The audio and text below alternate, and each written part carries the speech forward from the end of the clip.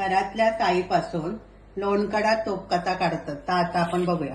आता ही 8 दिवसाची साई मी फ्रीज मध्ये साठवून ठेवली। काल रात्री ते का मी दही लावून विरजवून ठेवलं। आता ही सगळी आपण या टोपात काढून घेऊया। आता ही साई ह्या रवीन ढवळायची। बघा इकडे लोणी जवळपास तयार होक लागला, तर थोडा वेळ ढवळायचं।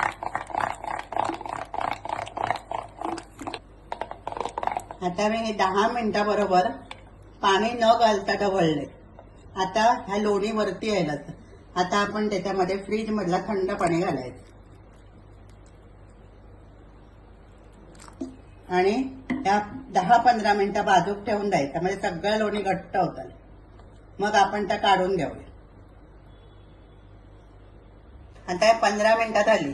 आता या लोणी सगळा घट्ट झाला। आता या सगळं आपण काढून घेऊया एका भांड्यामध्ये। पहिला रवीचा सगळा काढून घ्यायचा।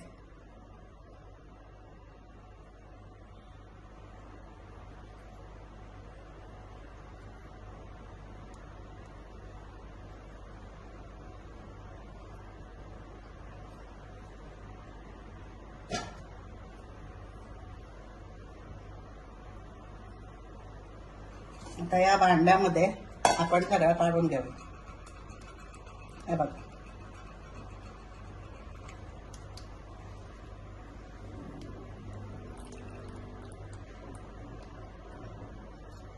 आता या सगळ्या लोणी मी एका भांड्यात काढून घेतलंय आणि आता गॅसवर आपण कडवट ठेवूया। इकडे मी मंद गॅसवरती या भांडा ठेवलंय। आता या वितळला की मध्ये मध्ये ढवळायचा आणि एका कडूक द्यायचा।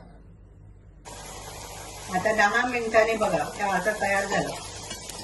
आता अजून एका थोडा वेळ होत करू आणि या वरचा सगळ्याचा पांढरा असा त्या सगळा नाही होऊन एकदम पातळ पाण्यासारखं हवंय। आता ह्या तूप ट्रान्सपरंट झाला। आता ह्या उकळायचा जरा थांबला की आपण गॅस बंद करायचा।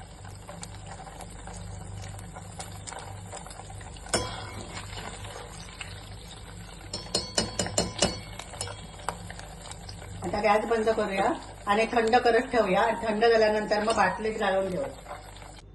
आता ह्या तूप आपण कढवलेला आता थंड झालं। आता ते आपण गाळून घेऊया।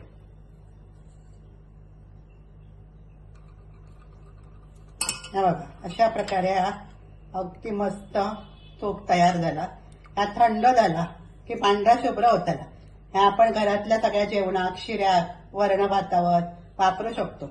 अशा प्रकारे हा घरात तूप बनवा। हे का आम्ही साधूक तूप किंवा लोणकडा तूप असं पण म्हणतो। आणि ही रेसिपी आवडली तर लाईक करा, शेअर करा, सबस्क्राईब